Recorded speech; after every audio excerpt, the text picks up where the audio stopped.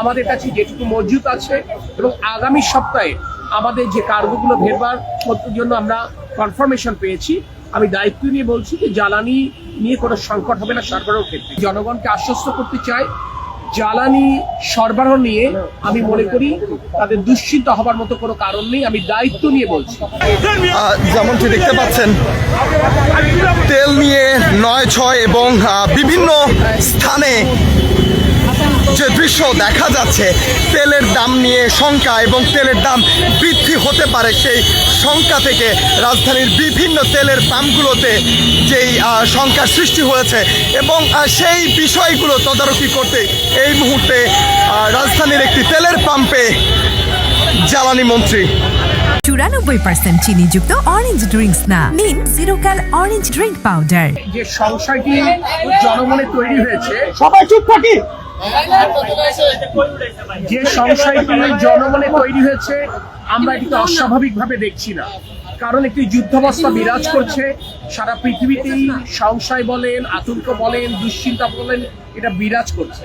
স্বাভাবিকভাবে এই সংশয়টা রয়েছে, কিন্তু আমি সরকারের পক্ষ থেকে আপনাদের মাধ্যমে জনগণকে আশ্বস্ত করতে চাই, জ্বালানি সরবরাহ নিয়ে আমি মনে করি তাদের দুশ্চিন্তা হবার মতো কোনো কারণ নেই। আমি দায়িত্ব নিয়ে বলছি, আমাদের কাছে যেটুকু মজুদ আছে এবং আগামী সপ্তাহে আমাদের যে কার্গোগুলো ভেরবার জন্য আমরা কনফার্মেশন পেয়েছি।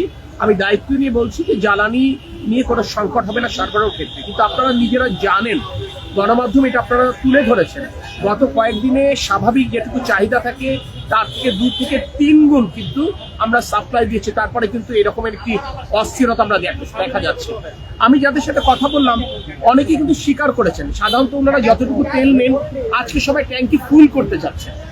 অর্থাৎ একটি সংশয় থেকে, একটা দুশ্চিন্তা থেকে, আশঙ্কা থেকে ওনারা এটি কাজটা করছেন। আমি তাদেরকে এটুকু বোঝাবার চেষ্টা করেছি যে দুশ্চিন্তা করবার কোনো কারণ নেই, আতঙ্কিত হবার মতো কারণ নেই। আমি গণমাধ্যমের সহায়তা চাচ্ছি, তারাও যেন এই সঠিক তথ্যটা তুলে ধরে।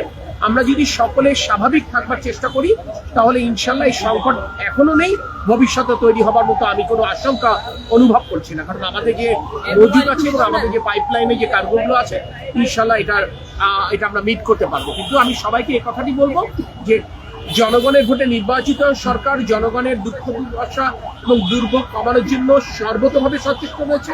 আজকে ছুটির দিন আপনি দেখছেন আমার পাশে জ্বালানি এবং খনিজ সম্পদ মন্ত্রণালয়ের সচিব দণ্ডায়মান, আমার বাম দিকে বিপিসি চেয়ারম্যান মহোদয় দণ্ডায়মান।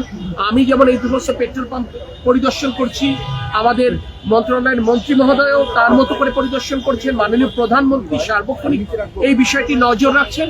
তো আমরা আশ্বস্ত করতে চাই আপনাদের মাধ্যমে বাংলাদেশের জনগণকে, দুশ্চিন্তাগ্রস্ত হওয়ার কোনো কারণ নেই। আমরা যদি আমাদের স্বাভাবিক চাহিদা অনুযায়ী আমরা তেল নেই পেট্রোল পাম্প থেকে, আমি মনে করি সংকট আগামীতে হবে না। মাননীয় প্রতিমন্ত্রী, দাম বাড়ার কোনো সম্ভাবনা আছে কিনা? প্রথম কথা হচ্ছে, আপনারা নিজেরা জানেন আন্তর্জাতিক বাজারে অস্বাভাবিক মূল্য বৃদ্ধি পেয়েছে। তো আন্তর্জাতিক বাজারে যখন অস্বাভাবিক মূল্য বৃদ্ধি পেয়েছে, স্বাভাবিকভাবে এটি অর্থনীতির উপর একটি চাপ তৈরি করছে, সমন্বয়ের প্রয়োজনীয়তা দেখা দিতে পারে। আমরা চেষ্টা করব যতক্ষণ পর্যন্ত তেলের মূল্য বৃদ্ধি না করা যায় আমরা সেটুকুই চেষ্টা করব। একান্ত যখন পারবো না, সেটি অবশ্যই জনগণের সাথে আমরা সেটি শেয়ার করব।